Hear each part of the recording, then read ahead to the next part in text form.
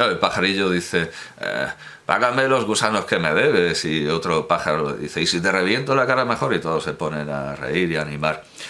No sabemos a qué vendrá ese exabrupto de Fernando Castro cuando en general alaba a Antonio García Villarán por ser, aunque mal pintor, buen comunicador, obviando que para ser verdaderamente buen comunicador hay que tener algo que decir. Remtene, que decía Catón el Viejo.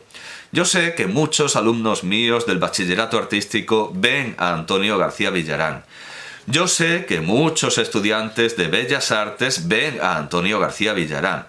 Y sé que muchas veces lo prefieren infinitamente a sus profesores. Pero eso no prueba nada, sino lo mal que están los estudios artísticos en España. García Villarán, en efecto, pinta muy mal. En cuanto a su magnetismo como comunicador, he de decir que soy incapaz de ver sus vídeos. Puedo escucharlos, pese a la repugnancia que me produce su acento, pero ver su colgajo capilar trenzado en estilo salomónico hace que me pregunte ¿por qué entre sus espectadores no se reproduce la escena de Mafia de James Abrahams de 1998 en la que al ver a un hombre con la cara quemada comiéndose una ciruela, todos los concurrentes en un entierro acaban vomitando sobre la tumba? Yo no necesito que los comunicadores remetan sus ojos azules con el foco circular en las pupilas como Javier Santaolalla, adoptando actitudes kawaii propias del gato con botas de Shrek. No tengo, y no entiendo por qué los tiene Jim Abrahams, no sé a qué ismo shaming correspondería hoy su chiste de 1998, pero seguro que a uno muy chungo, problemas con seguir a un comunicador leproso, con progeria, hidrocefalia, quistes supurantes, sarna, que haya perdido la nariz por la sífilis o que tenga la bolsa recolectora de su colostomía a mano, porque bueno, son cosas que pasan y que nos pueden pasar a todos. Pero esa monstruosidad que le cuelga de la cara a García Villarán es algo completamente voluntario y buscado. Y además, supuestamente con fines estéticos, lo que anula por completo todos sus juicios en ese campo. Y solo podría prestar un servicio al arte si reviviera Rabelais y pudiera motejar esa cosa peluda como hizo Rabelais con la barba de Julio II, a la que llamó bujarrónica. Sin embargo, lamento decir que he de darle la razón y quitársela a Fernando Castro, que, como no pinta, solo entiende los museos como un lugar en el que hacer destacar su gusto y pugnar con el gusto de otros, comisariando exposiciones, fardando de colecciones de cromos, en una actitud que, eso sí, es más respetable que la de los payasos que se sientan a llorar delante de un Rothko, cosa que podrían hacer perfectamente en su casa ante un gotelé con humedades. Porque si no es para ver la pincelada y saber cómo están hechos los cuadros, ¿para qué están hechos los museos? No para engullir canapés y explotar laboralmente a camareros, desde luego, ni para el postureo de llorar frente a un Rothko, como me temo que algunas personas que me miraban con condescendencia y ternura pensaban que estaba haciendo yo cuando en el Thyssen de Madrid disfrutaba de la acolchada butaca para sentarse a llorar delante de un Rothko. Para eso, con toda seguridad, no se inventaron los museos, al igual que tampoco se inventó el cine para que se rodaran basuras como Mafia. Hay a quien le gustaría que los museos se parecieran a la pradera de San Isidro según Goya o al cielo del Juan Soldado de Fernando Fernán Gómez, con todo el mundo, de todas las clases y extracciones sociales, divirtiéndose, triscando, saltando y alegrándose entre los cuadros y las esculturas, o comiendo y echándose un sueñecito, como se suele ver en algunas mezquitas. Pero esto no tiene ningún sentido. El Museo del Prado no se puede convertir en una estación de metro en hora punta, ni en la fiesta de la espuma, ni está para dar vida a los cuadros montando en sus salas batallas u orgías.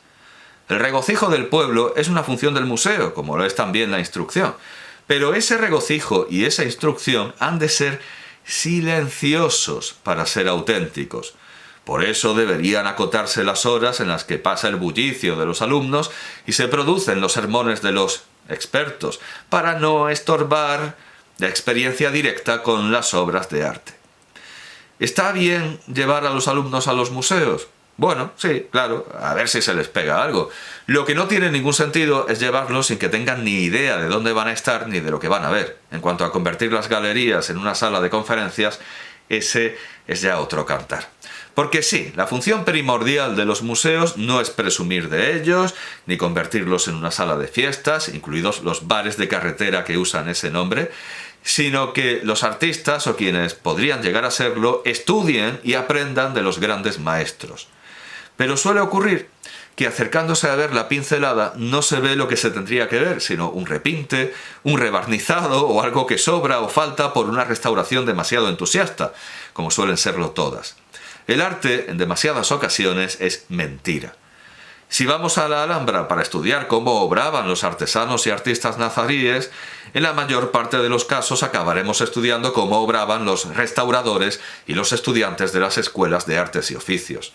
Si vamos a estudiar los edificios de adobe de Tombuctú, ya sabemos que están reconstruidos hasta la saciedad por fuerza y necesidad. Casi ningún edificio o escultura se parece a la forma en la que fueron creados, y eso sin hablar de no pocos cuadros atribuidos a los grandes maestros que cuelgan de los museos y que en realidad fueron pintados por otras manos. Aquí, como diría Don Quijote, para sacar una verdad en limpio, menester son muchas pruebas y repruebas, y no basta con acercarse a mirar la pincelada. Por desgracia, demasiados expertos y restauradores desconocen la duda y se aplican convencidos a borrar o añadir cosas, llegando a soluciones, no por más sutiles, menos monstruosas que lo que le ocurrió a Lecce Homo de Borja. Para mí, la solución parte de algo que ya se ha planteado, los museos de reproducciones, como los protagonizados por las pinturas de las cuevas de Altamira. Humberto Eco dio un paso a partir de esta idea proponiendo los museos de una sola obra, en la que ésta solo se viera después de una especie de lección mural a base fundamentalmente de reproducciones. Pero esto derivó en la institución de los centros de interpretación, que son centros en los que no hay nada original, en los que solo hay carteles y fotos que no son originales, no son museos de fotografía, y a los que no merece la pena ir, porque leer un libro o ver un documental es algo que se puede hacer perfectamente en casa. Igualmente peligroso resulta lo que se vislumbra detrás de lo que ha dicho recientemente el ministro de Cultura. Sí, aquí viene la interpolación de actualidad en mis notas inactuales. El museo de una sola idea. Un museo dedicado solo a las lanzas de Velázquez debería contener manuscritos e impresos de Calderón, mapas militares, radiografías y análisis químicos del cuadro, el más completo y detallado historial de su iconografía, desde Paolo Uccello y Bernard Salomón, y además las muestras más representativas de las obras de arte que se han inspirado en él. Iba a decir que incluso podría contar con un actor que recitase de vez en cuando el monólogo Soldado de Fernando Fernán Gómez, que yo no había leído porque estaba arrancado de mi edición de su teatro en Galaxia Gutenberg en 2019, ahí está la presentación de Fernando Fernán Gómez en la Biblioteca Ideal, y que debo confesar que tampoco había visto, porque su planteamiento me dio pereza. Me acabo de enterar, redactando esta interpolación, de que en 2021 se descubrió que aunque se encontró el texto mecanografiado no firmado, sino con las iniciales FFG entre los papeles del actor y literato, era un artículo de Arturo Pérez Reverte, de 1992. Yo pensé que la obra había sido arrancada de mi edición por un actor que quería ensayarla, pero ahora entiendo que tuvo que hacerlo un sanguíneo admirador de Fernando Fernán Gómez. Y claro, ¿por qué eso es lo más normal del mundo? Imaginemos que alguien tiene un proyecto para la televisión y quiere que Fernando Fernán Gómez lea ese pequeño artículo de Pérez Reverte. Le manda el texto mecanografiado y naturalmente tiene FFG porque se piensa que Fernando Fernán Gómez lo lea. Es lo más normal del mundo, encontrarse entre los papeles de un actor textos que no son suyos con su nombre, porque tiene que recitar él esa parte. Pero eso despistó, curiosamente, a su mujer y a su hija, a su viuda y a su hija, que me asombra, porque Bueno, sí, podría. Es muy breve, desde luego. Es un texto breve. Pero... sí, además es un poco anarcoide, y entonces sí que... vale, podría colar. Pero yo tenía el pálpito de que no me interesaba. Aunque es cierto que hay obras de Fernán Gómez que no son muy buenas y que... pero bueno, el caso es que quede claro que ese monólogo que montó el Prado con un actor, que montó el Prado y luego lo canceló, lo suprimió, precisamente por estas razones, pues eso, no es de Fernando Fernán Gómez. Así que no necesitamos. Bueno, podría estar por ahí también, podría estar por ahí ese texto, aunque es un poco, bueno, populista. Este Museo de las Lanzas podría estar perfectamente en una galería que desembocara en una hipotética y gigantesca sala con todas las obras de Velázquez, en la que cada una de ellas tendría a su lado una galería, un arco, un pasillo, o sea, sería una sala con disposición de estrella. En la sala estarían todos los Velázquez y cada uno tendría a su lado una galería y, con esa especie de museo preparatorio en las paredes. O más que para preparar el cuadro, para profundizar en su conocimiento. Pero lo que quiere el actual ministro de Cultura, Ernest Urtasun Domènech, es tomar las obras como rehenes ideológicos, de manera semejante a la de los terroristas ecologistas de los que se queja Villarán.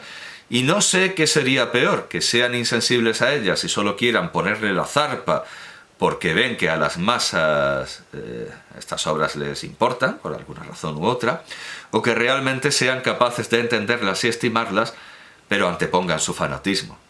En lugar de un hipotético museo sobre todos los aspectos que pueden arrojar una luz distinta sobre las lanzas, o que permitan verlas desde distintas perspectivas, para el ministro Urtasun lo único importante sería condenar el belicismo y la intolerancia religiosa de España en el pasado. Esto sería pertinente y tendría sentido con una obra como Expulsión de los judíos de España, año de 1492, de Emilio Sala Francés, porque sí es una obra política, aunque quizá por esto, pero también por otras muchas razones, no es un buen cuadro. Y ocupa en el Prado un espacio más relevante, desde luego más relevante, entre otras cosas por sus dimensiones, pero desde luego ocupa un espacio más relevante del que merece. Tampoco digo que esté mal hacer lecturas políticas de las obras clásicas del pasado. Hugo Grocio editó la Farsalia de Lucano para intentar convencernos a los españoles de que Felipe II era un tirano como Julio César. Pero de las lanzas hay mucho que decir. El espacio es limitado, su cartela no puede convertirse en la guía de teléfonos de Madrid colgada de un gancho, y reducirla al nombre del autor, fecha, dimensiones, técnica y materiales pictóricos y valoración política resulta absurdo. El lugar para estas cosas, si es que hay que sacarlas de los libros y las películas documentales, no son los museos, sino las universidades. En todo caso, si se quiere, los museos universitarios, esos lugares donde se pueden ver fetos en tarros, peces luna disecados o colecciones sigilográficas. No hay que abrir más los museos al público, lo que hay que abrirle son las universidades y los centros educativos, que son los lugares donde tiene sentido que un profesor diserte teniendo a la vista reproducciones de gran tamaño de detalles de un cuadro, radiografías, análisis químicos, documentos de compra-venta y catálogo, noticias de restauraciones y daños sufridos, reentelados, reenmarcados, ubicaciones anteriores, etcétera, etcétera, etcétera. Por supuesto, una página digital con hipervínculos y el también muy cómodo formato del libro en papel, que está bastante bien, harían esta misma función. Pero también hay que reconocer que un muy amplio sector de la población, que incluye a buena parte de quienes se tienen por instruidos, ese amplio sector de la población es incapaz de buscar libros por sí mismo, sino que necesita que un centenario, un sesquicentenario, una conmemoración o una moda lo saque de excursión, lo lleve ahí en un autobús y le diga, hay que mirar esto es importante, o le enseñe el libro como en una teletienda. Por esto mismo deberían aprovecharse las nuevas tecnologías para ejecutar a mansalva reproducciones de altísima calidad de las obras de los grandes maestros. Si una inteligencia artificial es capaz de pretender imitar a Rembrandt, ¿cómo no va a copiarlo servilmente? Pero no para dejar estas reproducciones en museos de reproducciones, al estilo de las colecciones de yesos de antaño, sino para ponerlas donde sí va a ir de verdad la gente.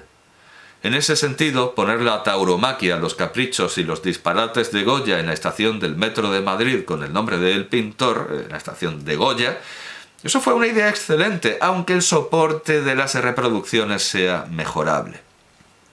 Naturalmente, existe el problema de quién determina quiénes son los grandes maestros. En un principio, la respuesta es clara: los expertos. ¿Pero quiénes son estos expertos? ¿Son los pintores? No, por cierto.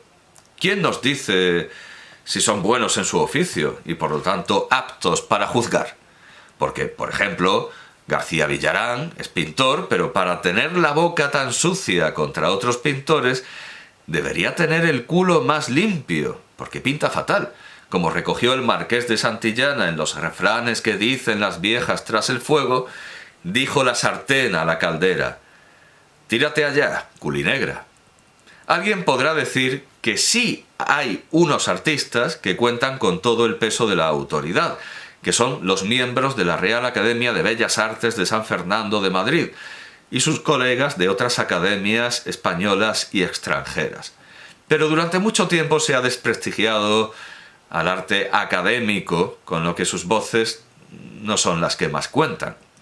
Partamos de la base de que quien más desprestigia a la Real Academia de Bellas Artes de San Fernando es la propia Real Academia de Bellas Artes de San Fernando, al no ocultar, sino exponer el dictamen que hizo Goya acerca de su creación, en el que manifestaba que no hacía falta ninguna academia. Y tampoco ocultan que Goya perdió un concurso para ilustrar el Quijote porque no quiso ceñirse a unos muñecos que le dieron como modelo, en el más puro estilo del director Skinner con la servilleta para el mural Orgullo de Puma. Pero al margen de esto, las cartas de la Academia pidiendo que se paren tales o cuales obras o que se respete determinado paisaje o monumento suelen ser desatendidas, y su mayor fracaso llegó en 2004, cuando emitió un comunicado contra las pinturas de Quico Argüello en la Catedral de la Almudena. Trascendió también un parecer particular acerca de que lo mejor era derribarlo todo y volver a pintar, en el que el público se puso de parte del criticado, quien tachaba a la Academia de actuar al dictado del diablo. Con esto, la Academia quedaba vencida en el mundo del arte por la Iglesia, fuerza a que desde el principio hemos estado diciendo que se ha disociado de él. El ABC recogió la respuesta de Quico Argüello y en el mismo número Fernando Iwasaki emitió también su dictamen, titulado El arte, con H, de Quico, que decía así: la polémica sobre los frescos y vidrieras de la Catedral de la Almudena demuestra que las querellas estéticas son más sectarias, viscerales y encarnizadas que las flamencas, las futboleras y las ideológicas. ¿Habrá alguien más dogmático que un presunto defensor del buen gusto o el arte verdadero? La Real Academia de Bellas Artes de San Fernando ha deplorado por unanimidad la ínfima calidad de los murales y vitrales de la Almudena. Hasta aquí normal. Sin embargo, el autor ha respondido asegurando que todo es obra del demonio. Y uno que pensaba que el pintor era Quico Argüello. Que el demonio es artista es algo que ya sabíamos los lectores de Caro Baroja y del padre Álvaro Huerga, pues cuando los inquisidores del barroco interrogaban a extáticos y alumbrados, solo pretendían averiguar si sus visiones y arrobos eran negocio divino o arte del demonio. Así, a la vera de un dios banquero, mercader o contratista, los Torquemadas intuían un diablo músico, poeta y loco. Artista, vamos, como cualquier promotor de nuevos caminos estéticos. Leo mi edición del Diccionario Infernal 1842 del padre Pronsi, prologada por Juan Perucho. Reviso el inefable Disquisitionum Magicarum 1599 del jesuita Martín del Río y consulto La Possessione Diabolica 1974 de Monseñor Corrado Balducci. Y colijo, horrorizado, que en materia artística al demonio le gusta la figuración. Miren por dónde, a ciertos artistas también les encanta figurar. Hasta aquí Iwasaki. En defensa de Kiko Argüello estaba el argumento de que en el arte católico, cuando él llegó, el argumento dado por él mismo, que cuando él llegó no había nada, y que como no había nada, él venía a reclamar su premio. Bueno, ciertamente Roberto Ferri aún estaba estudiando y no eran famosos sus cuadros propios de prostíbulo homosexual, pero en la propia Catedral de la Almudena hay obra de Sor Isabel Guerra, que el año anterior había sido nombrada académica correspondiente de la Real Academia de Bellas Artes y Ciencias Históricas de Toledo. Con el valor que se quiera dar a esto, había algo y no más bien nada. Así que por si sí y por si no, Kiko Argüello lanzó este argumento adamantino. Él era buen pintor porque había ganado premios, había participado en exposiciones y había recibido felicitaciones de mucha gente. De modo que por encima del príncipe de la iglesia que lo había escogido, y además lo había escogido por encima de los deseos del cabildo, de un concurso y de los académicos, estaban los comisarios y jurados que lo habían seleccionado y premiado en otros tiempos. Esto es como el cuento del Panchatantra en el que el asceta sabía que, claro, porque estaba pensando, hay que poner el acento como en el latín. El asceta Yajnavalkya va buscando para su hija, repitámoslo, celebremos la pronunciación erasmista, neoerasmista del sánscrito. Yajnavalkya va buscando para su hija adoptiva, que es un ratón transformado, un marido más poderoso que el sol. Los comisarios de exposiciones, los directores de museos y los galeristas, por encima de su posible condición de académicos o profesores, tienen un enorme poder porque son capaces de convencer al mundo de que lo que ellos seleccionan está bien. No obstante, sus elecciones se basan enteramente en su gusto. En realidad, este es el único criterio. Este es el único criterio y es ridículo venir con una bata blanca de científico y no de trabajador manual para afirmar, la que muchas veces llevan los escultores, para afirmar que hay criterios exactos que pueden determinar la calidad de una obra. Para mí, Ambroise Vollard, y con todo el tiempo que llevo no decidiéndome a dar esta disertación, esto no tengo ni idea de si es de una librería pero esto no es. No, pero que con todo el tiempo que lleva esto estancado, resulta que hoy que me pongo a leerlo da la casualidad de que tengo al lado el libro en el que estaba pensando. Había anotado que para mí Ambroise Vollard, lo que sí que voy a hacer es quitarle un poco de polvo, esto de estar junto a la ventana. Para mí Ambroise Vollard tuvo buen gusto al elegir a Degas y a Picasso, y pésimo al escoger a Renoir. Y ya que la portada dice escuchando a Cézanne, Degas y Renoir, pues también vaya paciencia a escuchar a Cézanne. Su gusto coincide conmigo con Degas, que por cierto me hizo fijarme en él Jacobo Alcalde Gibert, este gran pintor contemporáneo. Y vale, de acuerdo, sí, Degas, aparte de ser un hombre muy ingenioso, un buen poeta, pues sí, me parece una elección fantástica, pero por Dios, Cézanne y Renoir, esto depende del gusto, ¿no? Y alguien que me escuche también tendrá su gusto, y a lo mejor le gusta Cézanne y Degas y no le gusta Renoir, o le gusta, en fin, bueno. Es el gusto, no es ninguna ciencia, ni hay una ciencia del gusto, porque eso, claro, eso es la estética, que es una rama de la filosofía, pero que no es... Bueno, claro, hay que distinguir, por supuesto, la estética... ¿para qué explicar esto? ¿Para qué explicar esto? Hay una estética que trata de la percepción del mundo exterior a través de los sentidos, y una estética que es la que se relaciona con el buen gusto, que no tiene nada, que no tiene nada de científico. Así, que no tiene absolutamente nada de científico. Como digo, todo esto depende del gusto. Pero hay demasiado dinero en juego para que las cosas queden en un estado tan etéreo. No, esto es así porque le gusta volar, y es su gusto personal, y además pide a los pintores cosas que a él le gustan. No, eso no está bien, eso no basta con eso. Así que llega el momento para que los sofistas invadan la polis y convenzan a nuestros oídos de aquello de lo que nuestros ojos no están seguros. Siguiendo la estela de Pietro Aretino, propagandista de Tiziano, Marcel Duchamp se hizo propagandista de sí mismo. Ya no necesitó un poeta ni un escritor. Ahí ya no era necesaria la combinación de escritor y artista, porque él no era artista, era solo escritor. Él inventó con la caja verde la obra de arte con manual de instrucciones, sin el cual, como en los muebles de Ikea, no hay nada que hacer ni se puede entender nada.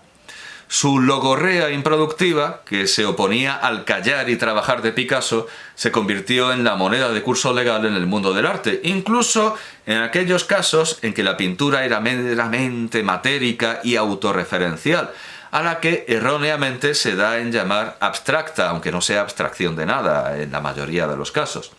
Antes he dicho que no me imaginaba a Fernando Castro llorando ante una tela de Rothko.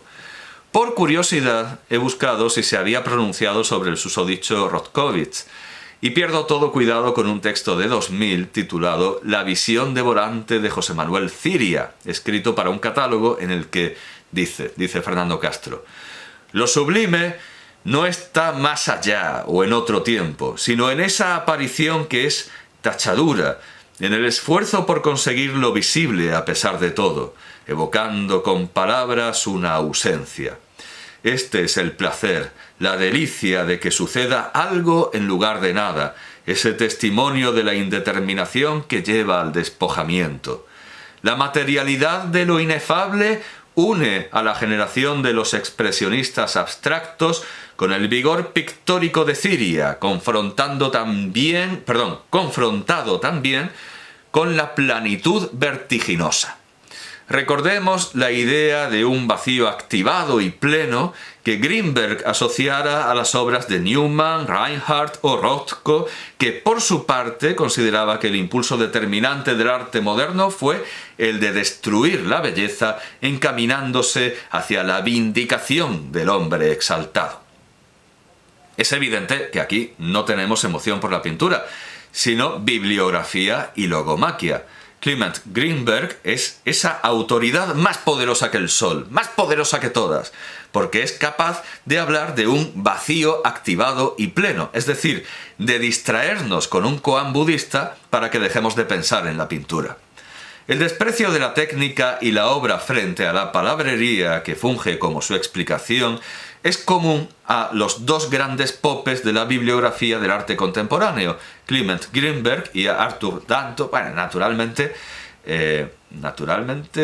hay más, pero todos son estadounidenses. Pero bueno, digamos que los más citados, podríamos añadir un tercero. Desde luego podríamos añadir un tercero, pero que también era estadounidense y solo pensaba en arte estadounidense. Porque al final el mundo del arte siempre se supone de una izquierda más o menos benévola, más o menos radical, pero prescinde sin ningún remordimiento de cualquier teoría no circunscrita al ámbito capitalista.